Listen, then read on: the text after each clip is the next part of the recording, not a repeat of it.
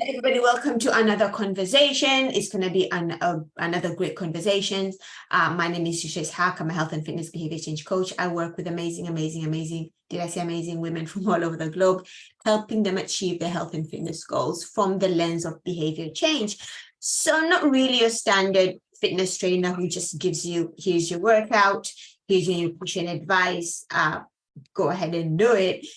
When I work with people, it's very much this sacred relationship, right? Because as I always say, we eat, we move or don't move for specific reasons. And unless we dig up those reasons why, people are then unable to stick to these behaviors long term. But when we dig deep and figure out why they can't stay consistent, why they eat the way they do, or, why they eat the way they do, even though that is not healthy for them, right? When we can figure out those underlying reasons, they can then start working on those underlying reasons and start to improve their behaviors, which again, in turn, starts to improve their relationship with food, starts to change how they eat, how they move, and boom, results start to flow in. Okay, so today's topic is a super important one, and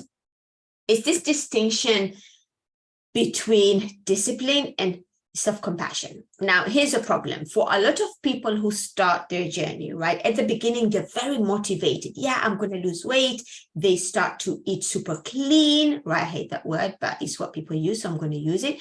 They start to eat super clean. They start to exercise consistently a few days a week. And then they had a bad day. They had a bad weekend, right?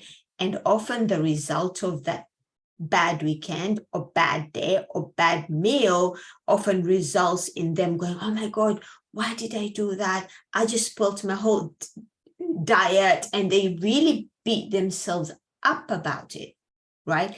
And often the result of that is what they end up eating even more foods that are not aligned to their goals just to make themselves feel better, right? So if they had a cookie and they're beating themselves up about having a cookie, right, to make themselves feel better for feeling crap from having the cookie, they end up having more cookies, right? It doesn't make sense, but it's how we work as humans. Whatever you restrict, whatever you overly restrict, is the thing that you're going to eat more of. So, and what tends to happen is the impact as far as their goals are concerned, right, is not negatively impacted by the initial set of cookies they had. Because if they had stopped at, oh, you know what, I had a box of cookies, I shouldn't have had it, that's fine, khalas, we'll just move on from here. If they had done that, they would have been perfectly fine. But they didn't do that. They had the box of cookies and they ended up staying down and go, oh my God, why did they have the cookies? I shouldn't have had them, and da-da-da. And then they feel awful about it. To make themselves feel better, they had another box, that the next day, the eating continues to get worse. And the day after that, the eating continues to get worse. And before they know it, oh, you know what? They're off the path of their journey now, right? And they've just given up before they even started, right? So what I like to coach on around is this idea of a fine balance, a fine dance, if you will, between discipline and self-compassion. Look, to achieve anything in life, we need to have discipline. As an example, as Muslims, right, we have the discipline to pray 5 times a day, inshallah. We have the discipline to set time for Quran. We have the discipline to set time for dhikr and du'as and all of these things. That is discipline, right? Wherever we want to achieve in life, we need to have discipline. You own a business, you have a discipline to work on your business every single day, right? You're a teacher, you have a discipline to go to work every single day and teach. So whatever we need to do in life and achieve in life, we need to have a level of discipline. Being healthy and fit isn't any different. There needs to be a level of discipline in place for us to achieve our goals. However, this discipline can be used horribly sometimes. It can lead to self-criticism. self-judgment, self-shame, and all that does is it stops people from achieving their goals. Now, on the other hand, you've got self-compassion. We need to have self-compassion because we are not perfect humans, right? As humans, we are flawed. Allah created us perfectly, but our actions are often flawed because that's just human nature. And when you don't have self-compassion in the right quantities, right, at the right times, that again can lead to two things. Excuses. If we are overly self-compassionate, that we can use that as excuses. You know what? I'm tired today. I'm just going to eat this because I deserve it, right? I've had a hard day at work. I'm just going to eat this box of cookies because I deserve it, right? And on the other end of the extreme, when we don't have enough self-compassion, it turns into criticism and shame. Oh my God, why do I always do this? I'm horrible. Look at my body. I can never lose this weight. I can never feel amazing. And all of these things, we start to shame ourselves and criticize ourselves. Right. So what is this fine balance? How do we balance discipline and self-compassion? And this is how I see it, right? For me, discipline is doing the things that you say you'll do. Right? If you say you're going to call a friend, then call a friend. That's discipline for me. If it's time to pray, you get up and you go pray.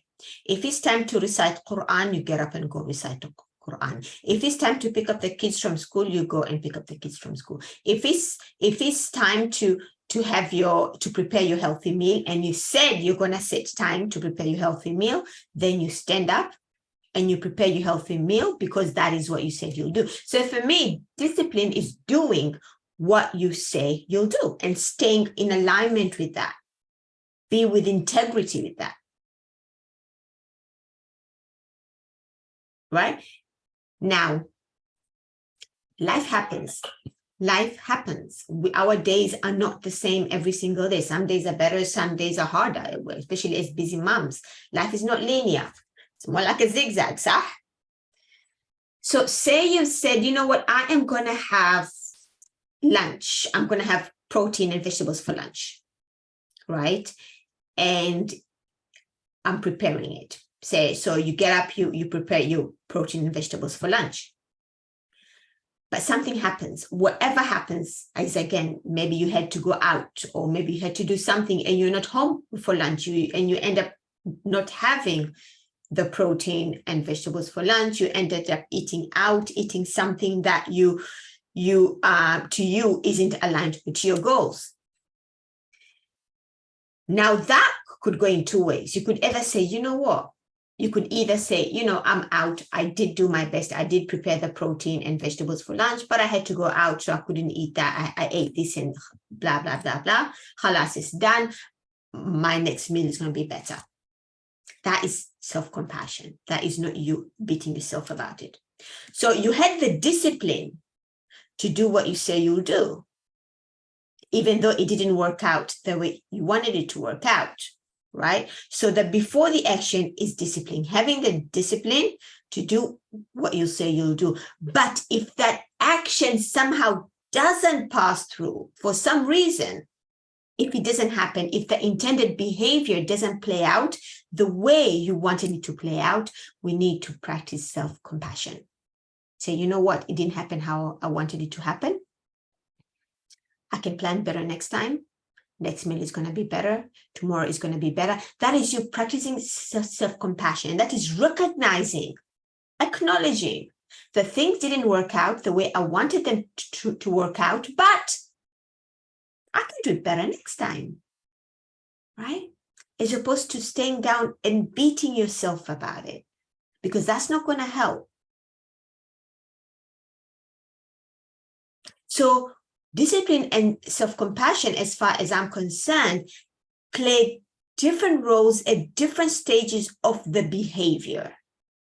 Before the behavior, right, your intention is to stay aligned to do what you say you'll do, having the discipline to take the action that you said you'll take the action. However, if life happens and you're unable to take the actions for some reason.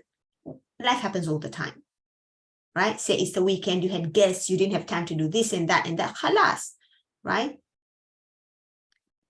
If the action doesn't happen after the behavior, right, you need to practice self-compassion, being able to get to normal, being able to get to the new normal, the new healthy habits that you're trying to build is absolutely key. And it's what a lot of people lack. People don't know how to come up from a bad day. They don't know how to get up from a bad meal.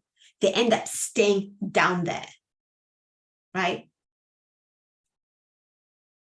Now, what can help you get back to normal is implementing these two things, discipline and self-compassion, in the right amounts at the right time. Now, if we try to swap these things around, say you have the self-compassion before the behavior, before the action, do you know what happens? We use it to make excuses, right? You know what? I'm too tired now. I'm just going to eat things. You know what? I walked a lot today. I'm not going to do that exercise. You know, tomorrow my in-laws are coming. I can't do that exercise, right? So we're using self-compassion now to make excuses, right? At the same time, if we use discipline after the behavior that didn't happen, right, it turns into self-criticism. Oh my God, why can't I ever do this? I said I was going to do this. I'm always a failure. I always do. This is another journey that I'm going to fail and blah, blah, blah, blah, blah, blah, blah. But again, discipline at the wrong place can lead to self-criticism and self-judgment. So show up for these qualities at the right amounts in the right place. Now, like I said before, being able to get back to normal after a bad day, after a bad meal is a skill that you need to build. You need to understand, if you're consistent over time, that one bad day, that two bad days is not going to do much. It's not going to impact your journey negatively as much as you think it is. However, if you don't know how to get back from those couple of days of bad days of eating or lack of movement, if you don't know how to get back to normal and continue beating yourself about it and continue staying down and, and engaging in those unhelpful behaviors, that is what's going to impact your results and your journey. Right? So take some time to reflect on this. I would love your thoughts. If this was helpful, if you've experienced this, if you're someone who has an all or nothing mentality, a lot of us do. We want to do things perfectly all the time. And it's often the things that really backfires on us, because we forget that we are humans. We forget that things don't have to be perfect all the time, and that this is life, and life is never linear, right? And we just really end up beating ourselves up about the things that we didn't do perfectly. And the result of that is often then we stop doing things altogether because it gets too overwhelming. Right? So discipline versus self-compassion. Discipline, implement it with intention before you take the action. And if the action doesn't play out the way you ended it to play out, the way you intended it to play out, help self-compassion, understanding that you still have a chance to take the actions that you want. That one negative action isn't going to derail your journey. So build the skill of getting back to normal when you've had a bad day. Okay? Talk to you soon. Assalamu alaikum.